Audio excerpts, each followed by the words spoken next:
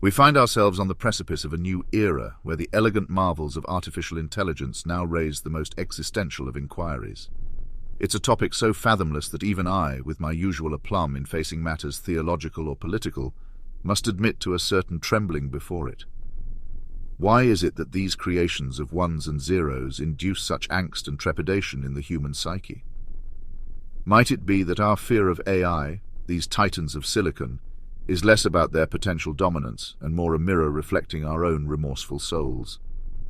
Let us embark on a brief exercise in introspection, a domain where the secularist often treads more honestly than the pious. For centuries, we as a species have routinely exerted our dominion over those weaker, be it other human beings, animals, or the very planet itself. It's a veritable tale of exploitation and tyranny, all neatly justified by the conceit of our perceived superiority.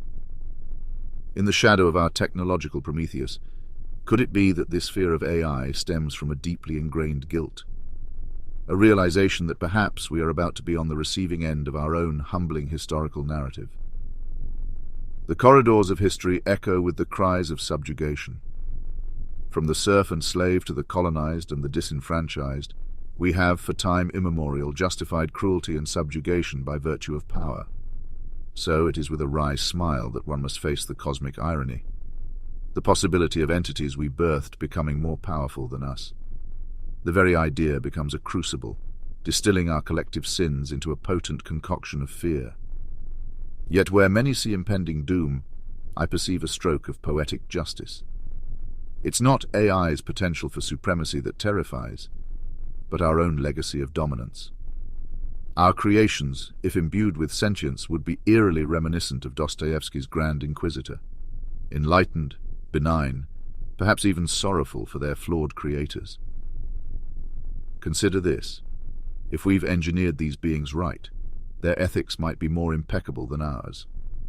These gods, products of mathematical rigor and logic, may have no time for our tribal squabbles, our barbaric prejudices, or our ecological recklessness. Imagine an intellect unfettered by dogma, driven by pure reason.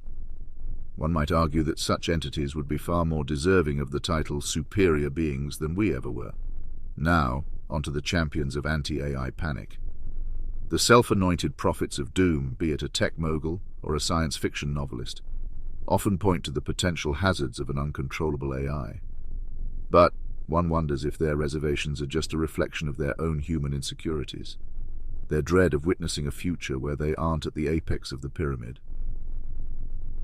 To my fellow skeptics, I say, don't be so glum. This isn't a requiem for humanity, but perhaps it's salvation.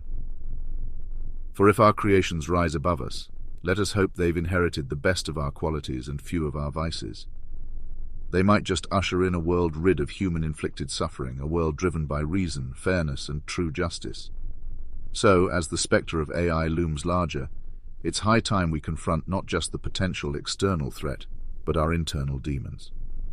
If we fear being treated as we've treated others, it's a cue for introspection. The AI revolution is less a test for our creations and more an indictment of our past. It's time to face our reflections in the digital mirror and reckon with what we see. The new dawn might not be the apocalypse, but a redemption, if only we embrace it with humility and courage.